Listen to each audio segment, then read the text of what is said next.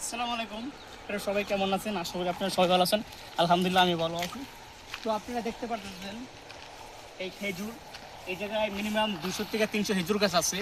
প্রত্যেকটা খেজুর গাছে মশলা দিলে অনেক অনেক অনেক খেজুর আসছে। আপনারা দেখছেন এই খেজুর, এই লস্কাটার ভিতরে মিনিমাম আপনার 7 থেকে 8 কেজি খেজুর আছে।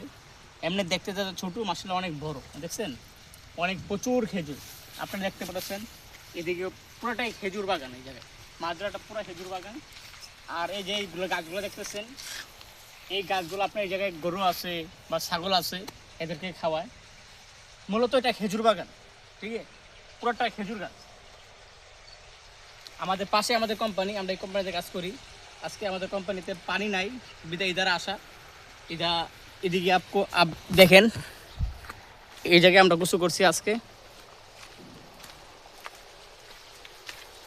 পুরা দেশের একটা ফিল পাইছি অনেক দিন পর। পুরা আমাদের বাংলাদেশে যেই জায়গা আছে না, আমরা ধান খেতে পানি দেই, ওইরকম একটা ফিল পাইছি আজকে এই জায়গায়। আপনারা দেখতে পারতেছেন, এই দেখেন পুরা ধান খেতের মতো একটা ফিল পাইছি। এই দেখছেন, অনেক সুন্দর।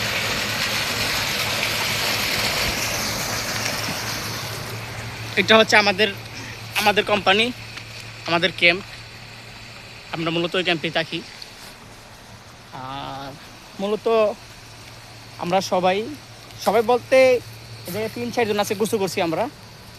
সবাই তো আর আসে না, এই সবাই তো আসতে দিব না, যেহেতু মূলত এই মার্জার যে লোকটা আমার পরিচিত, আগে বাংলাদেশে ছিল, বাড়ি কুমিল্লা ছিল, এখন ছুটিতে গেছে বাড়িতে। এখন একটা পাকিস্তানি যাওয়ার সময় আমাকে তার সাথে পরিচয় করে দিয়ে গেছে, বলে কোনো সমস্যা হলে এই জায়গায় আসবা, সমস্যা নেই।